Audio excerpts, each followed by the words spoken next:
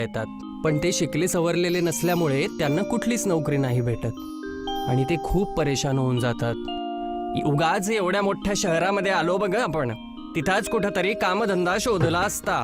इथं आपल्याला दरबदर भटकूनच काहीतरी भेटेल, हे नेहमी लक्षात ठेव। तुम्ही काळजी करू नका, कोणतं ना कोणतं तरी काम जरूर मिळेल। कसं काम मिळणार माझ्यासारख्या न पडायला? हे शहर तर सगळं सुशिक्षित लोकांचं ग, इथं माझ्यासारख्या अनपढ माणसासाठी काही काम नाहीये। मला खूपच काळजी वाटते ग, काही समजतच नाहीये कुठे जाऊ आणि काय करू। असंच चालत राहिलं तर आपल्याला परत गावाला जावं लागेल। जर आपल्याला कोणती नोकरी नाही मिळाली तर आपण आपलंच काहीतरी कामधंदा सुरू करूया। पण आपण काय सुरू करायचं? आपल्याकडे एवढे पैसे पण नाहीये की स्वतःच काहीतरी दुकान टाकूया। तुझं सोनं दागिना विकून तर आपण इथं आलोय। काश माझ्या पण बाप जादाकडं चांगली अच्छी एकदम जायदाद असती। हे देवा, काय परीक्षा घेतोय रे। आपण एक टपरी टाकून डोसा बनवायचं काम सुरू करूया, त्यामध्ये जास्त पैशांची सुद्धा गरज पडणार नाही। हा, हे बरोबर बोललीस तू। या कामामध्ये ना पैशाची गरज आहे जी, नाही सुशिक्षित असण्याची। चला आजपासूनच चालू करूया, लवकरच श्री गणेश करून आपल्या व्यापाराला पण पुढे नेऊया बघ।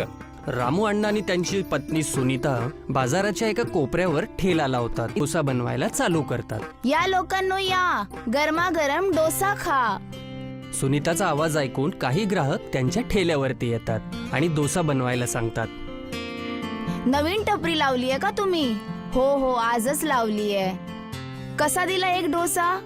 आज पहिला दिवस आहे ना, म्हणून आज आम्ही कोणाकडूनही पैसा घेणार नाही। फक्त डोसा खा आणि सांगा की कसा झालाय ते। रामू अण्णा ग्राहकांना डोसा बनवून देतात। ग्राहक एकदम चावने डोसा खातात आणि त्यांना डोसा खूप आवडतो। तुम्ही बनवलेला डोसा तर खूपच स्वादिष्ट आहे। तुम्हाला तर एका मोठ्या हॉटेलमध्ये असायला हवं होतं। नाही नाही हो, माझ्यासाठी हा ठेला काफी आहे बघा। जर तुम्हाला माझा डोसा आवडला असेल तर तुम्ही नेहमी माझ्याकडेच येऊन खा बरं। तुम्ही पण खा आणि तुमच्या लेकरांना पण खा। माझ्या दुकानावरचा डोसा जो एकदा खातो तो नेहमी हसतच राहतो बघा।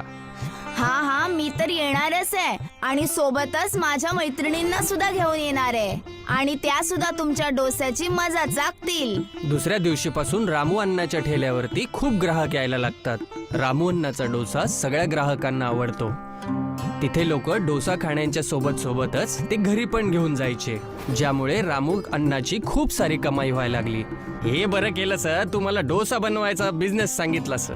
आता आपल्याला बघ गावाला परत जायची गरजच नाहीये, नाहीतर आपल्याला गावाला जाऊन शेती करावी लागली असती। माहिती नाही चांगले दिवस आपण कधी बघितले असते। हा, आणि चांगले पैसे मिळून आम्ही लोक ह्याच शहरामध्ये स्वतःचं घर सुद्धा खरेदी करू शकतो। माहिती नाही या मनुष्याच्या हाताला काय जादू आहे, जे आपले ग्राहक हॉटेलचा डोसा सोडून त्याच्या ठेल्यावर जाऊन खायला लागलेत। लवकरच काहीतरी करावं लागेल, नाहीतर हा मनहूस माझ्या सगळ्या ग्राहकांना घेऊन जाईल। हॉटेल मालक रामू अण्णाच्या ठेल्याला बंद करायचा विचार करायला लागतो। दुसरीकडे रामू अण्णाच्या ठेल्यावर एवढी गर्दी होऊन जाते की रामू अण्णाचं डोसं बनवायचं सगळं सामान संपून जातं। माफ करा भाऊ, आता आज मी तुम्हाला डोसा नाही देऊ शकत। माझं सगळं सामान संपलं जी। मी उद्यापासून खूप सारं सामान घेऊन येईल, ताकी रात्रभर पण सामान संपणारच नाही बघा।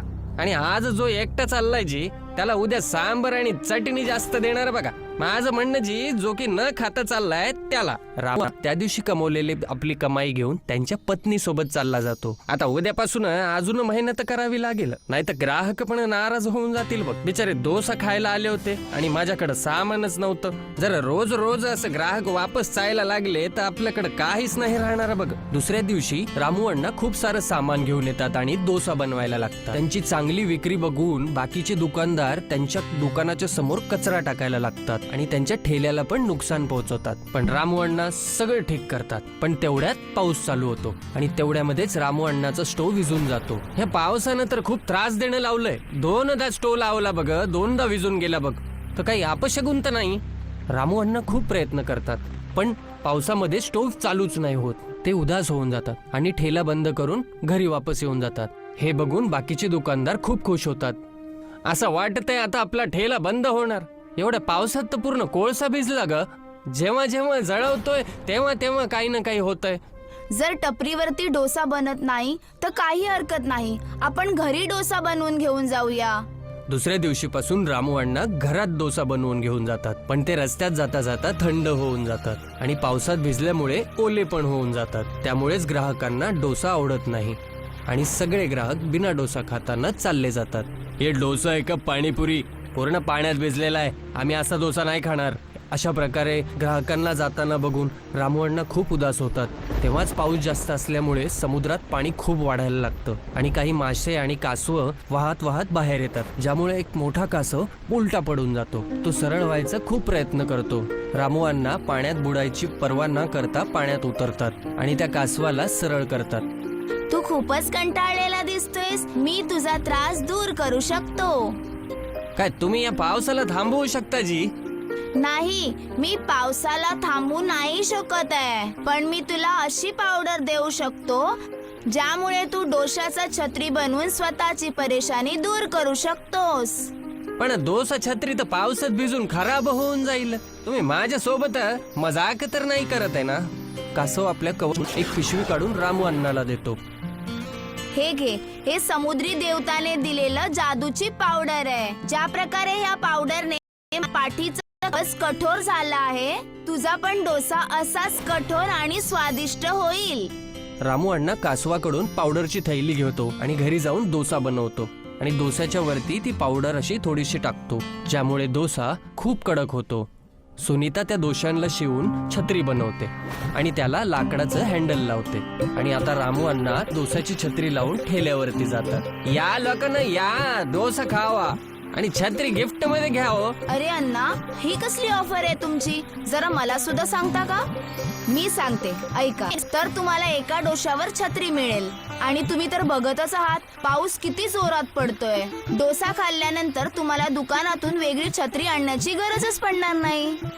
अरे वा, ही तर खूप चांगली ऑफर आहे. डोसा खा आणि पावसापासून वाचा. रामू अण्णाच्या एक डोस्यावर एक डोस्याच्या छत्रीची ऑफर जाणून खूप सारे ग्राहक रामू अण्णाच्या ठेल्यावरती डोसा खायला येतात, ज्यामुळे रामू अण्णाकडे खूप सारे पैसे जमा व्हायला लागतात. बघितलात, आपला एवढा प्रॉब्लेम एका चुटकीसरशी सॉल्व्ह झाला. आज आपल्याकडे पैशांची अजिबात कमतरता नाहीये. हा, आपली प्रॉब्लेम तर सुलझली. पण या शहरामध्ये असे खूप गरीब माणस आहेत बघ, ज्यांच्याकडे छत्री. आपण त्यांची मदत करू. आजपासून मी हे तय करतो बघ, जिथं पण एखादा गरीब आणि भिकारी उपाशी असेल बघ, मी त्याला आपला डोसा मुफ्त मध्ये देणार बघ आणि कोणाला बिना छताचं झोपू नाही देणार बघ. रामू अण्णा आणि सुनीता खूप सगळे डोसे बनवतात आणि शहरातल्या गरीब लोकांमध्ये वाटून टाकतात. लवकरच रामू अण्णा पूर्ण शहरामध्ये डोसा छत्रीवाल्याच्या नावानं खूप फेमस होतात.